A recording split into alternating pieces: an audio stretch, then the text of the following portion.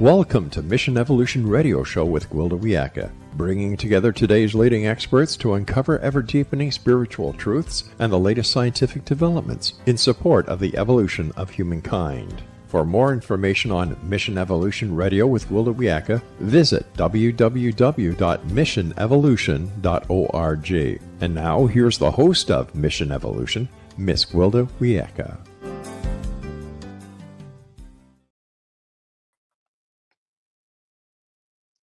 This is Mission Evolution, and I'm Gwilda Wiyaka. Today, we welcome a remarkable guest whose life's work unfolds the powerful spaces where transformation begins. Sande Hart is an award-winning author, humanitarian, visionary, women's empowerment advocate, and founder of Global Women's Village, an interfaith organization dedicated to compassion, collaboration, and community healing. Sande's also the author of the celebrated book, The Liminal Odyssey, the alchemical power of the spaces in between, exploring the alchemical force found in the in-between spaces of our lives. These thresholds, where identity shifts consciousness, expands, and destiny unfolds. Her leadership in establishing California as the world's first compassionate state has positioned her as a global catalyst for positive social evolution. In her work as a futurist, spiritual activist, and community builder, Sande teaches us to honor the unseen, embrace uncertainty, and use liminal space as a gateway to personal and collective evolution. Sande, thanks for joining us on Mission Evolution. I am so happy to be here with you. Thank you for having me. It's just a real pleasure. I'm so looking forward to working with you today. Yeah.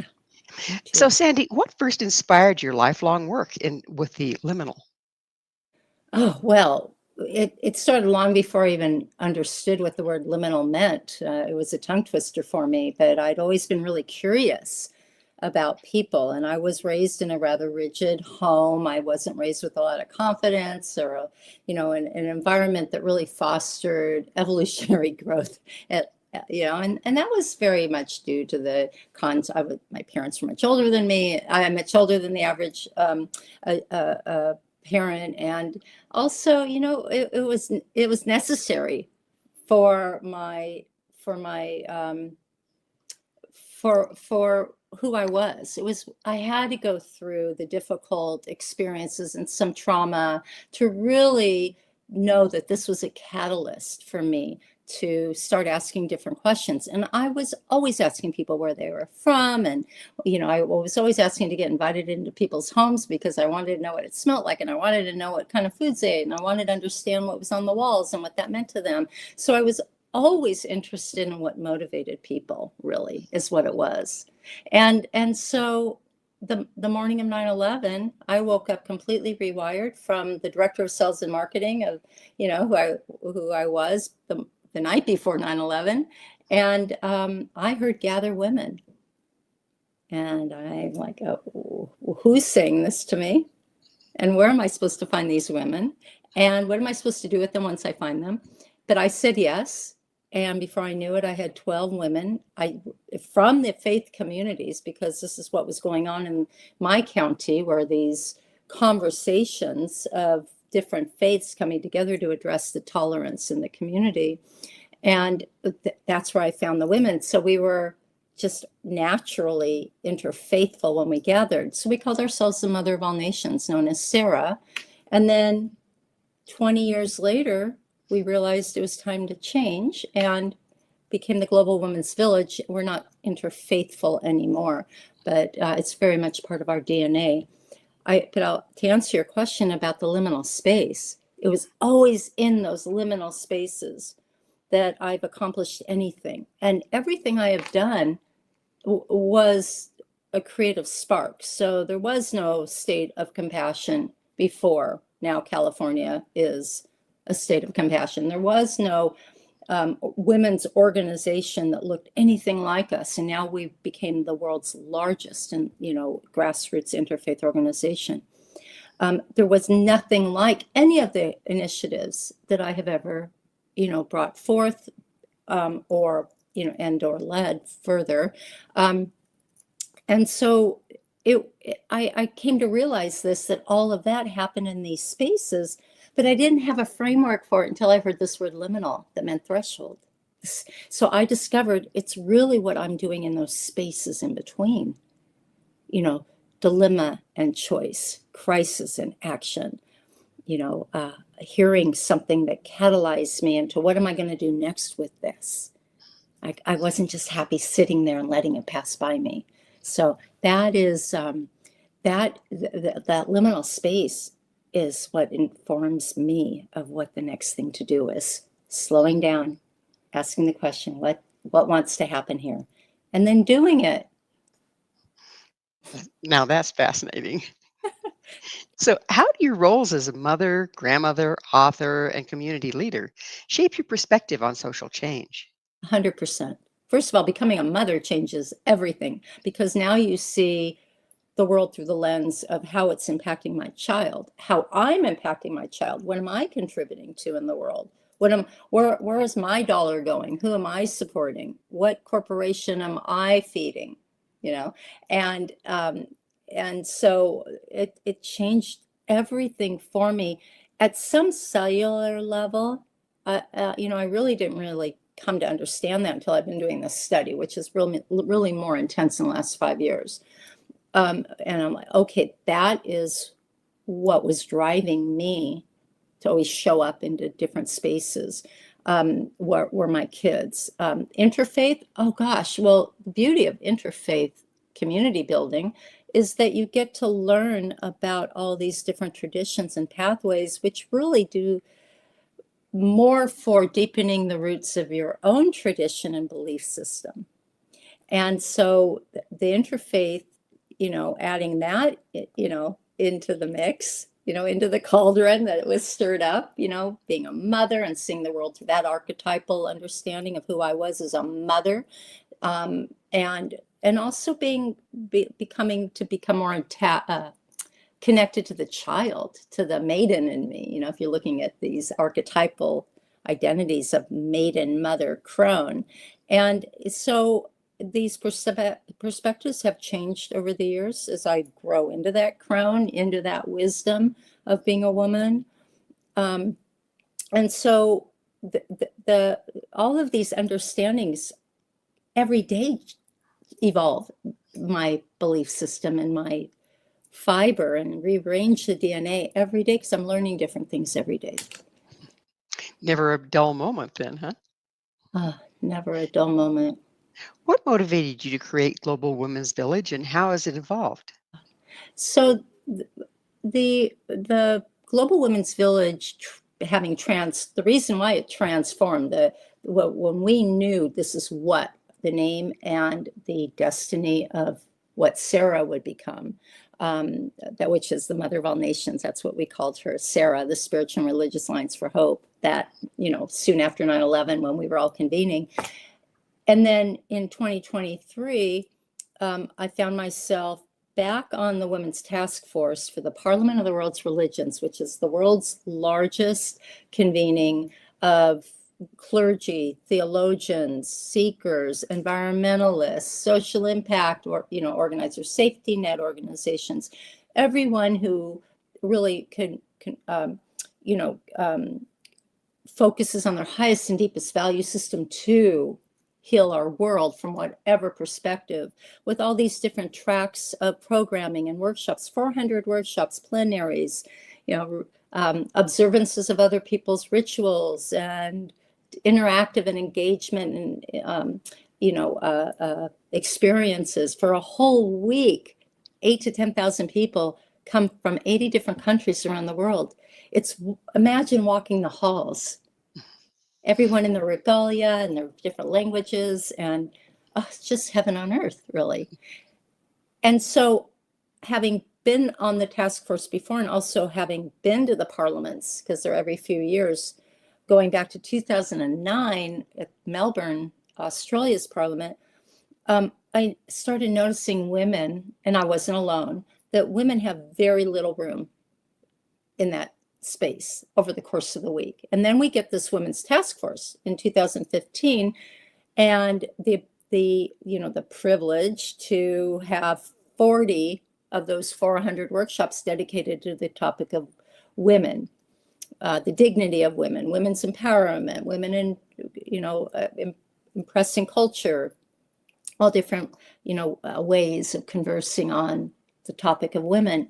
But even that wasn't enough. Come 2023, I just raised my hand and said, how about we create a space within the Parliament of the World's Religions, right in the middle of the world's religions, and call it the Women's Village, and design it for everyone, but by women, in the design of the divine feminine, if you will. We had an earth altar, we had a mother tree, we had a water fountain, we had circles for dialogue, spontaneous dialogues. We had what we call a red tent room, where you could go in and close the door and it was a sacred space. Women might just want to sit in silence. We also did a lot of very loud programming in there. We had all kinds of these different fixtures, but women were coming up to us all week and saying, I feel safe here. The air is different in here. We were solving problems differently, and we were coming up with real critical solutions to real old problems. We were doing this work in a different way, in circle, really. We were doing it differently. Men were coming in and engaging too. It's for men too. Yet when women plan, when women design, when women organize, we have a different way. And our solutions are swift and sustainable. And this all came to light and kind of came right into focus while standing in the middle of the Women's Village. And I'm like, I know what's next for S.A.R.A.H. And here we became the Global Women's Village, focusing on women futuring a new paradigm. So how did you help cultivate California as the first official compassionate state in the world? Well, long before everything I just shared with you, Compassionate California happened. I was on the volunteer staff of the Charter for Compassion International, which is a global organization that at the time was really focused on creating cities of compassion.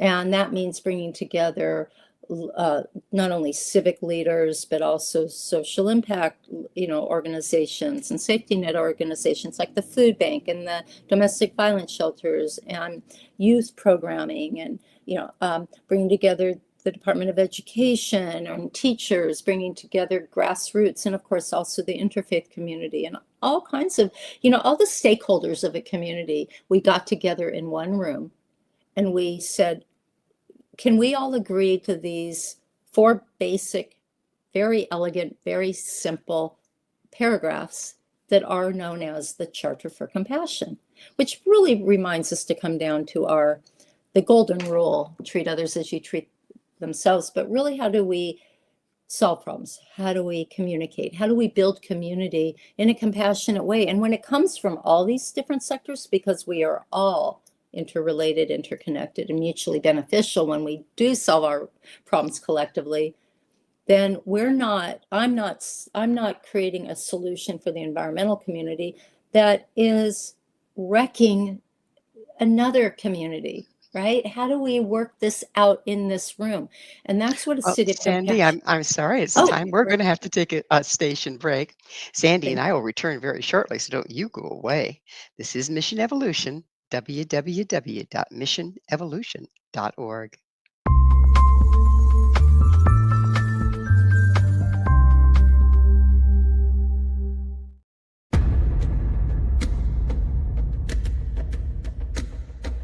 Are you ready for a tale that will leave you on the edge of your seat? Get ready to dive into the gripping memoir by Bart Sibrel titled Moon Man. Bart Sibrel takes you on a heart-pounding journey, unmasking the truth behind America's famous Apollo missions. Prepare yourself for hair-raising encounters with agents from the U.S. government's top-secret agencies. In Moon Man, Sibrel fearlessly reveals his real-life espionage adventures, shining a light on one of the CIA's best-kept secrets. Brace yourself for shocking revelations, including Sibrel's discovery of privately recorded audio exposing an Apollo astronaut's chilling plot, a plot orchestrated by the CIA. That's right. As Sibrel unveils this groundbreaking evidence, it becomes clear that there is much more to the Apollo missions than meets the eye. Could it be that we've been deceived all along? Moonman is a gripping page-turner that challenges everything you thought you knew. It's a mind-bending journey into the unknown, where the line between truth and fiction becomes blurred. Don't miss this opportunity to uncover the secrets hidden for decades. Let your curiosity guide you as you join Bart Sibrel on his quest to find the truth. Moonman, available now at Sibrel.com. That's Sibrel.com. Prepare to have your beliefs shaken to the very core.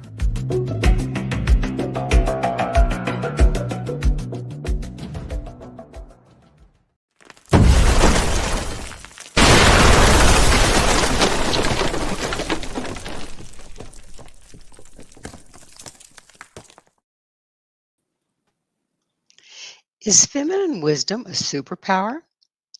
With us this hour discussing feminine leadership is Sande Hart, the author of The Liminal Odyssey, An Alchemical Power of the Spaces in Between. Sande, how has feminine wisdom influenced your interfaith and community building efforts? Oh, it's everything because it's wired in me as it is in every woman. And I've only recently learned how to utilize it, how to honor it and have reverence for it, and then listen to it. That's the big one. How many times do we get a nudge or a pang or our throat tightens up or our heart lights up or it tightens? That's feminine wisdom. That's our body talking to us. We are not separate from our body. And that was a big revelation for discovery for me. And it shows up in my body. Lets you know right away. Without a doubt, I can always count on it. It's like my BFF. Can you share an example of a time when you identified a gap in a system and turned it to an opportunity for change? Oh, yes. Like all the time. As a matter of fact, here's one. Here's one. It's like picking your favorite child, right? I was on a call co-hosting a panel. It was at the Charter for Compassion, actually. I was with someone at a department at the UN. It doesn't matter who they were. And I asked the question, because we were talking about the Sustainable Development Goals, these 18 goals that are designed to mark critical change across all these different critical issues on our planet. And so I asked them, why is it taking so long to achieve these goals? Why is it taking so long for the United Nations to accomplish these goals? I mean, there are markers, there's improvements, but it's been 15 years. Why so long? And the response woke me up. He said, good policy requires good people. And most people are not even conscious of the choices they make while sitting in their seat at the United Nations. I mean, they're consciously considering everything, but are we truly living it in that way? So this is not to disparage the United Nations because they do remarkable work, but it's not fast enough when you have the resources the United Nations has. And so that led me to thinking about, I beg your pardon, there are 17 goals. I thought of an 18th, a personal responsibility and self-agency. What if we had an 18th goal that threaded through every single one of those to remind everyone working on any one of those goals to really stop and think about what's my personal responsibility and my self-agency in addressing issues, and brings it right down to the personal. It got traction, and it was never intended to really get designated as an 18th goal. I mean, this is a big system, a big machine. It was really a grassroots effort to grab the imagination of people, and it made a lot of, it had a lot of traction. It got places, but I realized that it was much more than I could manage, and it eventually went away. But the intention there was that. The other, and that is, and this came from a challenge. Being an interfaith organization, we were there was a contest coming up. And that contest for this global organization that we are a part of was called the United Religions Initiative, was to come up with a project that exemplified our collective vision, which is at the URI, the United Religions Initiative, the principle and preamble of the United Religions Initiative, which are these universal goals that we all want to reach, ultimately ending up with everyone living the golden rule. Do unto others as you will have done unto yourself. And so immediately it dawned on me what our project should be, that we wanted to present and submit as a prize-winning award submission. And because we'd done panel discussions, we'd convened the community in circle. We have spoken on podiums across all the different faith traditions at the universities, at every university in Orange County. We've done programming on campus at a number of them for nearly 10 years at the time. But what weren't we doing? We weren't reaching the critical mass of our community. What will people show up for? They will show up for community service. So I convened my circle and we created the Weekend of Community Service, Interfaith Weekend of Community Service, where we cross-pollinated our different faith traditions to go out and do service together. Now that was 10 years ago. That was at least 10 years ago because we did it for 7 years. And, and we won the award. You're actually looking at it. At the top, the one up there.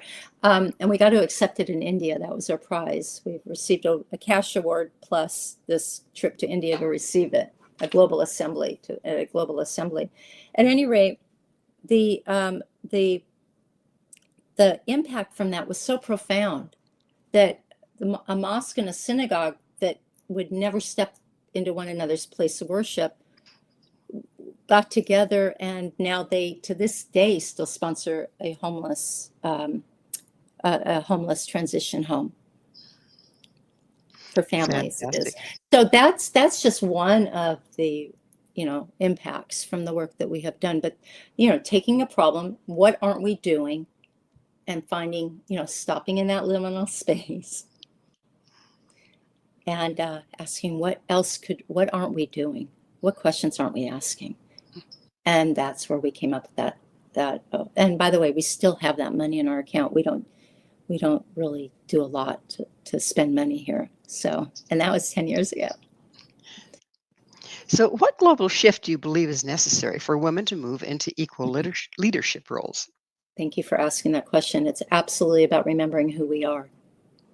And ask ourselves, how am I perpetuating the system? Where is my dollar going? How am I treating my sister? Am I wounded? Do I have the sister wound? Do I have some trauma that could be addressed? And how am I living that? We fundamentally believe that women are the answer to all of humanity's issues right now. And what about the men? We need our men. We need our partners. We can't fly. We need the two wings of the bird to be in balance. But sometimes you want to turn a corner, you want to change directions, you got to shift which wing is up here and which wing is going to be taken care of down here. And so what we know that when we do our work, everyone is healed. And that's what happened at the Women's Village at the Parliament. Everyone was welcome into the space. We didn't do it just for ourselves, but we did it through how women heal, how women solve problems, how women design. So what is liminality? Liminal means threshold. Liminality means what we do in that space.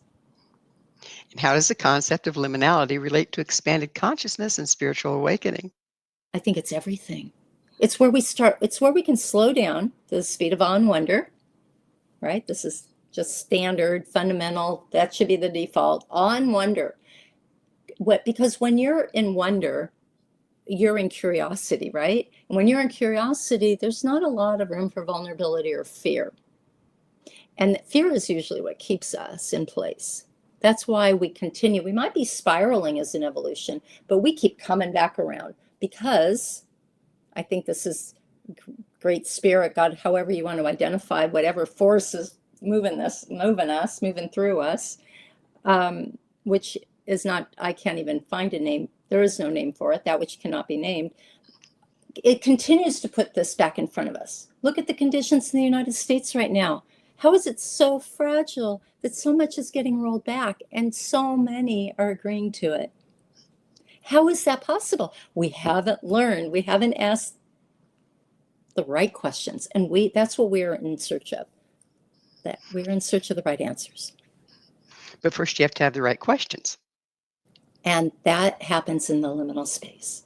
When we quiet and realize, and just realize with real eyes. Turn on your inside eyes, your internal eyes, your inner eye. And what haven't we been asking? Get real. We have to go gentle on ourselves, but we get to be real with ourselves in that space. And that's when I discovered this one chapter. I thought I was writing for the Liminal Odyssey. Turned out to be 11 or 12 chapters. And I say 11 or 12 because the 12th is barely a chapter, but it packs a punch, if you will. And it basically unfolded because I started slowing down in that space and thinking about, what does the story really mean that happened to me in my life? What I thought was a mundane experience, kind of cool mundane experience, but a mundane experience. What was happening there? And oh my gosh, wait, there's another story. Suddenly all these stories started just like rolling out of me, each with, anchored with a methodology or a mythology or a philosophy or some science that in some quantum science as well, that really made sense of what was going on in that story. And then I started seeing a web develop, and that web then became my safety net. So when we do this, when we write our stories, we start seeing not only how they are not mundane, they are some juicy, full stories worth writing. We can start saying what was alive in me, what was going on in that moment. And that's our gift. That makes up all of our beautiful parts. The wounds, the scars, the joys, all of our parts are beautiful when we can take the time and on wonder in the liminal space to see them. So what does it mean to call yourself a woman futurer? To future a new paradigm is to know that we're doing our work, but we're looking into the future. I should say, and we are looking into the future, right? We're keeping our eye on what's ahead of us. And three rules of futuring: there's no blaming, there's no shaming, there's no victimizing, right? When my 5-year-old child at the time threw a fit and treated me poorly, I didn't carry that on. I'm like, wait, I'm the mother here. I see what's going on. I'm here to love you back into wholeness. And that's what women who future do. We recognize our roles and responsibility as the biological woman who flows in the same system as the moon, who bleeds just like the rivers flow. And when we stop that and we move into our crone, that blood stays in our womb to nurture our wisdom. So when we see the nature of who we are and honor it with reverence, then we will move this needle. A lot of your, we're about out of time in this segment, but I notice you use, I assume, a lot of ceremony in what you do. I do, and I've never thought of myself as a ceremonious person. I love ceremony. I'm Jewish, and being Jewish, there's ritual in a lot. We light the candles. There are certain things that sanctify that moment. So if ceremony means lighting a candle, right, and keeping water and having something to smell that's pleasurable to well, unfortunately, we're going to have to talk about ceremony on the other side of a station break. Sandy and I will be right back to continue our discussion. Please stay right there. This is Mission Evolution, missionevolution.org.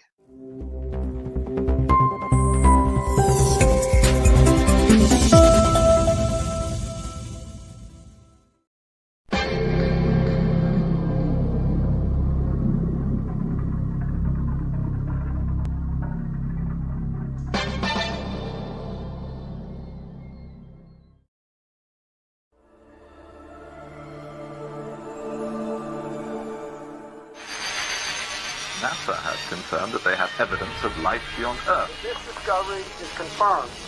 Well, let's see, we've had visitors again. Yeah. Anything worth mentioning? I filmed 16 minutes on March 5th, 1994, 16 minutes of broad daylight UFO activity. The other side, the spirit realm, is a parallel dimension which runs, which coexists with ours. And what spirits are doing is they're sending waves of frequency from that dimension to ours. The government instituted the truth embargo.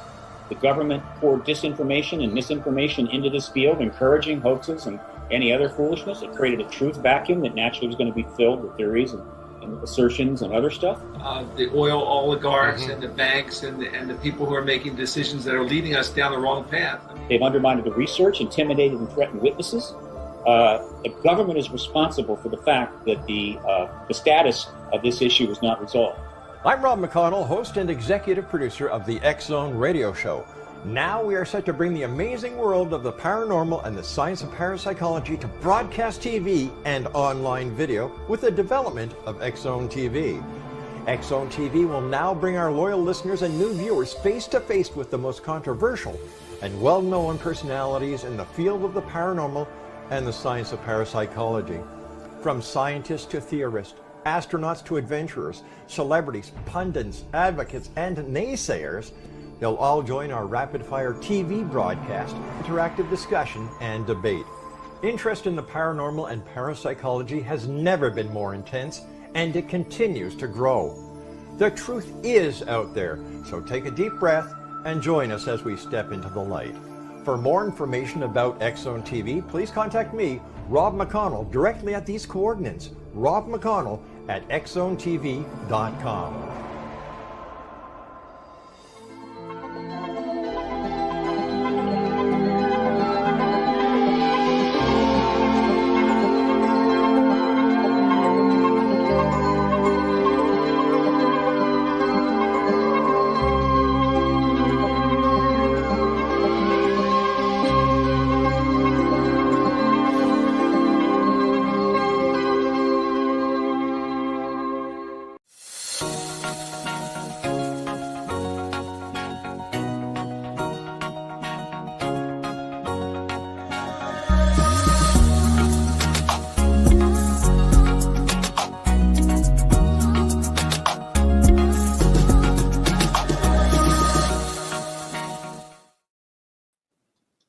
What are the in-between spaces? This is Mission Evolution, missionevolution.org. With us discussing the power of liminal space is Sande Hart. Her website, sandehart.com. Sande, we were talking a little bit about ceremony, and through what you've said to me so far, I see whiffs of, if you will, the aroma of various different cultural ceremonies, from Native American, you're talking about the red tent or the red lodge, to all sorts of different ones. Have you drawn on all different traditions, and is that giving you the power to sit in the center of that liminal space? Oh, absolutely. Yeah, ceremony brings us back to who we are. It engages our body. It brings us our body to the table when we're in that space, and that's what ceremony does. And ceremony is all about reverence.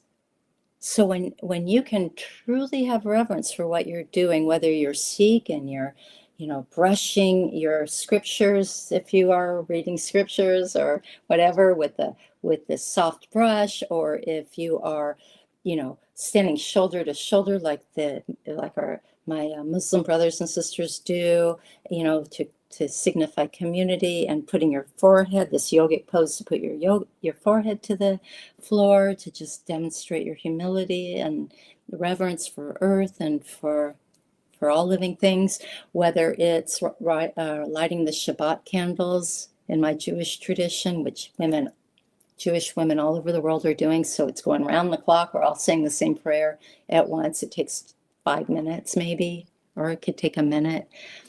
Yes, absolutely. And especially the ancient traditions that our indigenous people have carried on. And in circle. They brought us circle, as did our, ancient grandmothers brought us circle. The first forms of sitting, unearthed by archaeologists dating back to early Mesopotamia. Our communities were circle, and there were also no heads of the table. The chairs between the male and the female leaders were at the same height. So we have reverence for those symbols that just bring us deeper into who we are. And there's no right or wrong combination. So yes, they all bring me meaning. Very beautiful. Can you describe a personal liminal moment that deeply changed you? Yes, chapter 1.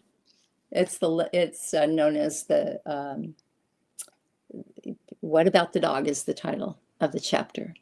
And in 1982, I found myself at a music festival cause concert called Peace Sunday. It was a no nukes rally and music festival. And 100,000 people gathered at the Rose Bowl, which many people know if you watch football is in Pasadena, California, and with stadium seating. And everyone on the grass makes about a room for about 100,000 people, and it was packed. And early on in the day, we're all there for the music, right? At least I was 21 years old at the time, 1982, and I was there for the music. Probably there was something about this perhaps being my Woodstock, but also being, I was just on the other side, born too late to be a hippie. And I was a frustrated hippie. So that spoke to me too. About 10 o'clock in the morning, before the program began, the MC came to the microphone and said, it's going to be a hot day. And somebody left their dog in the car. And if that's your dog in your car, go roll the window down. And, everybody kind of expressed boos and hushes, or there's a hush around the crowd, but I couldn't unhear that. And so when I found a moment of silence between a speaker and the band, because that's how the day went, speaker band all the way through, and environmentalists and politicians and celebrities, Mike Farrell, Jane Fonda, Yoko Ono, these are all the speakers that peppered in between the bands. As soon as there was a space between speaker and band, I started shouting, "What about the dog?" I'm sitting stage left. They'll hear me for sure, over 100,000 people, but I realized I better chant, so it'll be repetitive, and they'll hear, "What about the dog?" Because I want to report back stat. And we got drowned out, but now my friends on the next time around joined me, and then by noon, and I was relentless in chanting. I started every chant until it took a life of its own. The entire stadium by noon was chanting, "What about the dog?" every moment they could in between the spaces. And I realized in that moment, oh, there's something here, but it was seated in me. I hadn't lived enough to know that was a moment for me until I started writing this story. And there's much more to that story. It even gets juicier. But it wasn't until about 4 o'clock that day, I was walking in from the concession stand and I heard it. And I'm like, wait, I didn't start this. I started something, but it wasn't that round of chanting. And it went until the MC had to make an announcement that the dog is fine. And that was only so Mr. Stevie Wonder could get 5 minutes of silence to pray, because they probably knew he wouldn't. Anyway, that informed my psyche somewhere. My soul was rejoicing that finally there might be an outlet for my divine purpose, my sacred task here on this planet. And it did as soon as I started writing this book. And that was this first story that I realized, what was anchoring me there? And that was exactly the same time I heard the word liminal. And I'm like, okay, what was going on? And that's how I wrote that book. It wrote me. What practical tools do you teach individuals or organizations to help them navigate liminal transitions? Yeah, there's a series, there's a process, and I use a lot of my compassion integrity training on secular ethic, compassionate, trauma-informed training, although I don't call that when I step into the room, but it does really tap into those spaces where we can start to question who we are. And we start with questioning assumptions. What assumptions do you carry through the day? And that's not something you can answer just the first time you hear it. You have to start paying attention and being willing to ask the question, and starting with certain practices that start creating different neural pathways in our mind. Every day, if I ask myself, why am I flipping this light switch before going out of the room? Why am I getting in my car and doing these things that I'm doing? Some regular thing that you do every single day, set a precedent of practice, set a practice for it. And before you know it, that'll start cultivating different awareness centers will start firing off. It's like, why do I believe that? Why do I think I have to buy that product? Why do I watch TV commercials that tell me I'll be thin and pretty and smart if I buy their product? That's not right. We start to become more aware when we start paying attention to the patterns that we carry on in our own life and we don't even know it. So I'll just say that I start with questioning assumptions. It's like taking yourself off autopilot, it sounds like. It's exactly right. It's exactly right. So how does liminality apply to larger scale societal changes such as climate, justice, cultural division? I think every day, every one of us, including every system on the planet, experiences liminal spaces where there's a challenge and a choice, right? And we all contribute up and down the scale from what happens in the home to what happens in the White House or any parliament or wherever you are in the world. It all begins, like that gentleman from the United Nations says, it all begins here. That's how change happens. So we are in this incredible time. It's an incredible time to be alive right now. And I thank your listeners for tuning in to this conversation, because there's something in them that says, I have a role here to play. And that's true. We all have a role here to play in this. The world is speeding up too with technology and now AI. I mean, we don't know what to wrap our minds around. It's being manipulated in a lot of political spheres. Give them too much, give them too much. They won't know where to turn, and all this stuff can happen, right? Let's face it, that's what's happening, especially here in the United States. So how do we say, I'm stepping out of the noise, slowing down to the speed of I wonder what's going on, what's my role in it, and where do I find my center? How can creatives and media makers use liminality to influence culture in positive ways? Well, they do. Liminal was a word that is really well understood in the world of photography. It's thought of, if you look up the definition of liminal, you'll get a few different things. One would be, it's a place of transition. If you ask a photographer what it means, or an architect what it means, you'll get two more answers. To a photographer, these are artists, right? To a photographer, a liminal space is what you feel when you see a particular picture. Like you see a picture of a shipyard, for example. It immediately evokes a series. You already know exactly what that space is all around it, what it means to be there, what it smells like. You can probably almost get the taste of metal in your mouth. That's what liminal means to a photographer, right? The emotions, the feelings, that the space between your eyes seeing the picture and what it brings back to you, and what that means to you. To an architect, and there's a bigger field of discussion and even different language around this, is the space where they're creating movement, right? Whether they're creating a home with a stairwell, which is a transitionary place, right? Or a hallway, and how it's lived within, or a public park, or a outdoor shopping center, to see how do people move in this space? How do we create community in this space? How do we have the right lighting in these different places? So liminal really means what we do with the space that we've got. How do you integrate the concept of 7 generations thinking into your work? Everything. What am I doing today that's going to affect 7 generations? Period. That's it. Do you know where the term or the concept of the 7th generation comes from? Comes from our indigenous elders. Yeah, it's definitely a construct of their cultures. Yeah, I think it's I do believe, and I am actually, now I sound like a colonizer. That's a question for an indigenous person, but that's where I learned it.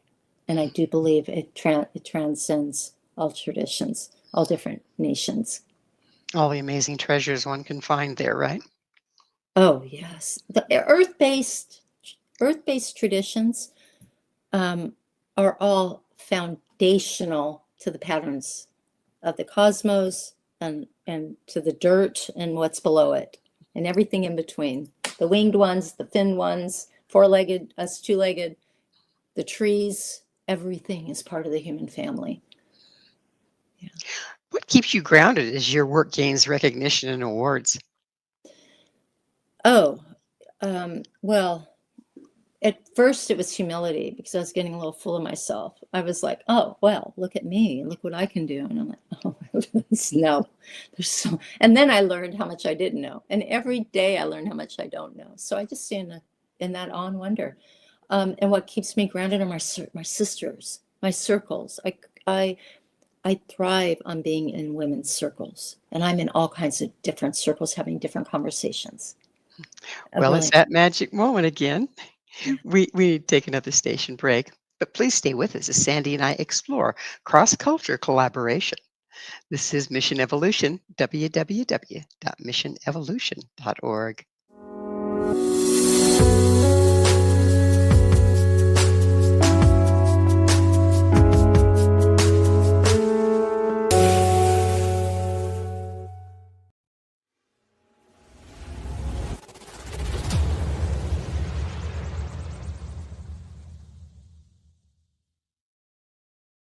So I was watching the X Zone TV channel last night when I was abducted by aliens, and they kept repeating to me over and over again, simultv.com, simultv.com. What's simultv.com? That's what I asked them. They had it written on the side of their UFO. How do you spell that? UFO. No, I mean simultv.com. simultv.com. simultv.com. Right. simultv.com. Interesting that you were abducted by aliens in a simultv.com UFO last night. Oh, yeah? Yeah. Now that you mention it, I remember now last night I was awakened from a deep sleep. My great-grandmother was standing there. She said she come from the hereafter to tell me about simultv.com. She even spelled it out for me. simultv.com, sonny boy. simultv.com. simultv.com, sonny boy. Wow. Yeah. Guys, you'll never guess what my psychic guru just told me. simultv.com. Exactly. Are you guys psychic too? Of course. We all know about simultv.com. simultv.com.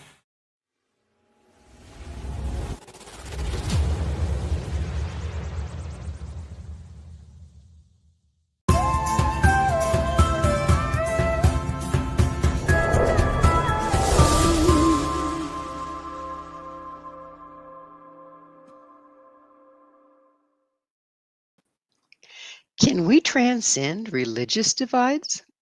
This is Mission Evolution, missionevolution.org. We're continuing our discussion with Sande Hart. Sandy, how do you encourage collaboration across cultural, generational, or religious divides? You know, my work has moved out of the community-based, interfaith community building. And what we've done before is bring people together. The question is, are they willing to sit at the table?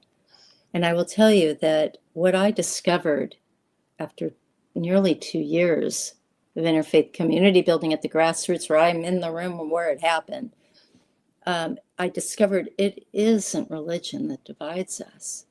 What it is nationalism and the rigid edges of religion that are manipulated, if you will, to have us believe that we are divided, right? For power, for my way, right?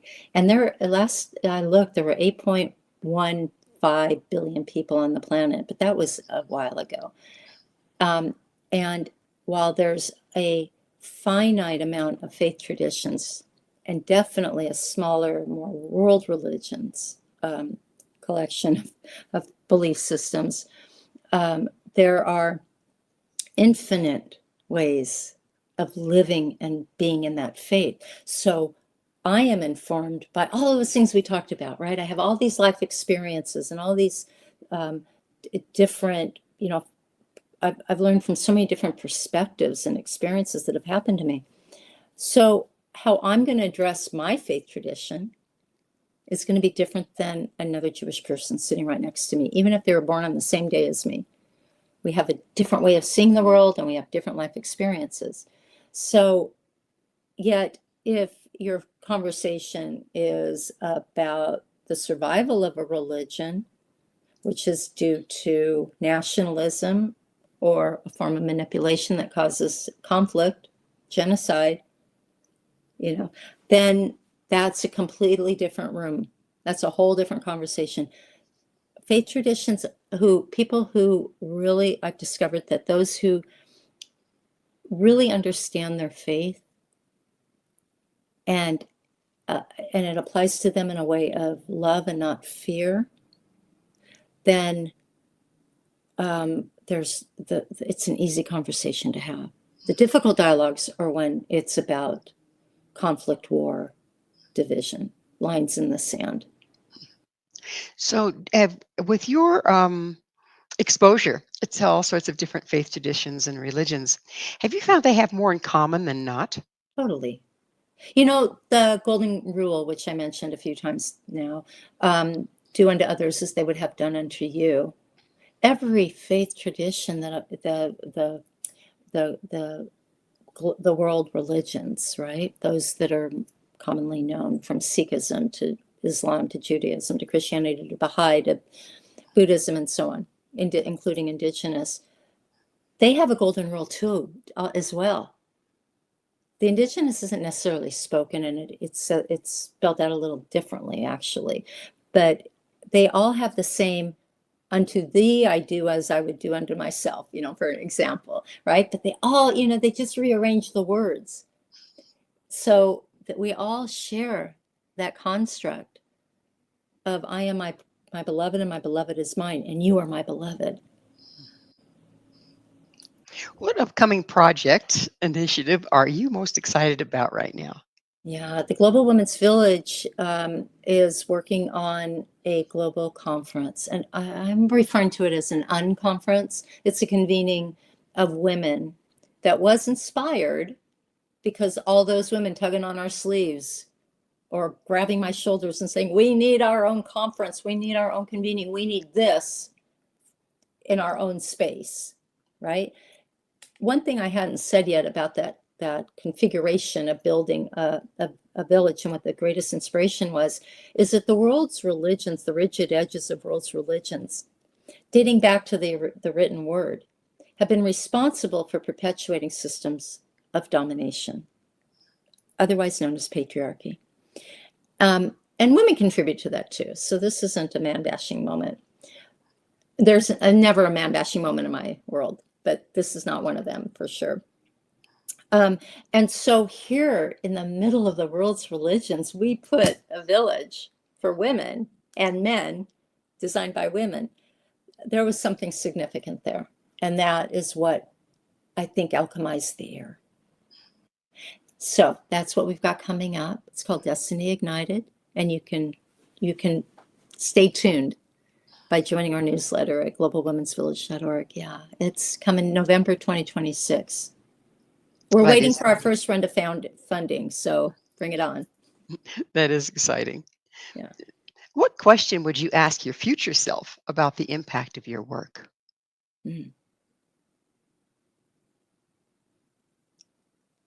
What a great question. That's a good question to ask because it helps me chart my path. What have I learned? There it is. What have I learned? Boy, good question. How can listeners begin to recognize liminal opportunities in their own daily lives? Awareness. They're every day, between every breath, between a crisis and action, dilemma and choice, question and answer. There's never a moment. I mean, and there's never a moment we don't have these opportunities.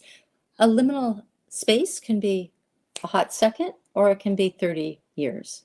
And I have some stories in there, that one of which demonstrates how things happen over a course of 30 years that it did not dawn on me until I was writing it.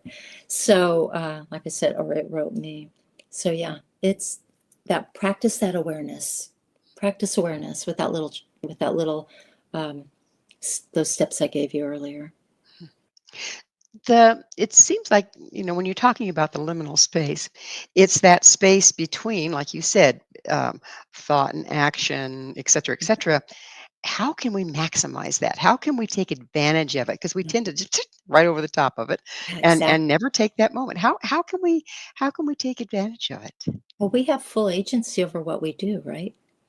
I mean, we might be confined by it, or restricted by time. We have to get to work, but that doesn't mean we have to stop thinking about what we're stepping over, right?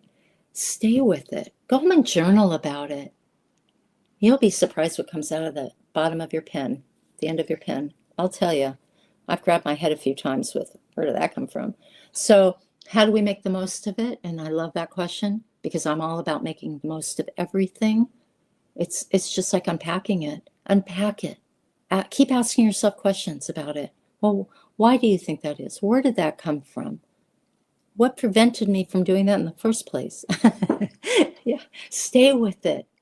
Breathe into it. Yeah. So when we're in one of those liminal spaces and we're getting new information, where is it coming from? That's another great question. And I don't know that anybody knows. It can be spirit, it can be your womb, it could be your heart, it could be your soul. I have a perspective that it's my soul talking to me. And I also have the perspective that my soul's purpose is to be free. And it will only be free when I have learned all my lessons. And I am on the other side, whenever that might be. So I don't know where we're going, but I know we're on our way. I say this all the time. I don't want to poison the water hole when I get there. What can I do to clean up my act? What can I do to look at the baggage I might be bringing with me? And I don't want to do that. What can I heal today? Yeah. And what happens is it just turns into this joyride. And I do a course on liminality, which I refer to it as a joyride into the liminality of your life. Yeah. If you have a vision of what the world would look like if more of us take time in that in-between space, what would it be? I think it would be a beloved community. I think it would be the beloved community, where everyone takes what they need and there's enough for everyone, and the world works for everyone. It's important to say here that fear is the primary motivator in our life today. So are we motivated from love? And to understand fear is nothing more than love of something we are protecting. So there really is no fear. It's just love that needs a little more attention. Can fear exist in those liminal spaces? It does exist in those liminal spaces until we realize it, until we love it back into wholeness, and that wholeness is love. We take it, we start pulling it apart, making it bite-sized. What am I really afraid of here? Where did that come from? Who taught me that? No victimizing here, but let's learn from it. Okay, I've got agency. Personal agency is the answer. Yeah. Do you see victimization or self-victimization as a major problem in staying, keeping us from staying in that liminal space and getting the info there? Yeah, it's really easy to blame someone, so we really don't have to take the time. There's a certain comfort level in just, whoa, it's me, and this happened to me, and man did this to woman, and and no, darling, no, we are the divine feminine embodied. We birth life. We are the healers and the nurturers, and the keepers of life and the keepers of tradition. And men, we need our men, and they contribute greatly. For generations in the indigenous cultures, there were matriarchal societies. What do you see as the advantage of matriarchal society that we're missing? Well, I think that I don't propose that we move into a matriarchal society, because that takes us back out of balance, right? We need a system of partnership, right? And there is an entire system of partnership, scaffolding. There's visit Dr. Rian Eisler, Eisler, or reach out to me, and I will put you in touch with that, and then direct you to what it means for a system of partnership to thrive, that she is the architect of. And we're also speaking this Friday on a call. Nice. Yeah. It's that time, Sandy, when I have to ask you, what's your mission? To future a new paradigm. Simple as that. Yeah. And to be a good mom and grandmother. Being the elder, that's a challenge, isn't it? It is. And that's why it's so important that we remember it. And then it's not a challenge anymore. Then you just know who you are. Well, it's been absolutely wonderful having you on the show. Unfortunately, we are out of time, but Sandy, thank you so much for being here and sharing your wisdom. It was a delight. Thank you so much for having me and asking such great questions. My pleasure. Our thanks to Sande Hart for an inspiring and profoundly insightful conversation. Her work reminds us that real change doesn't happen in moments of certainty. It happens in the unknown, the unseen, and the unclaimed spaces between what is and what will be. To learn more about Sandy's book, upcoming programs, or the Global Women's Village, visit sandehart.com. Until next time, may you walk boldly through your own liminal spaces and discover the transformation waiting on the other side. As always, thank you for joining us on Mission Evolution with Gwilda Wiyaka. For more information or to enjoy our past archived episodes, visit www.missionevolution.org. But please, be sure to join us right here next time, as this mission will continue, bringing information, resources, and support to our evolving world.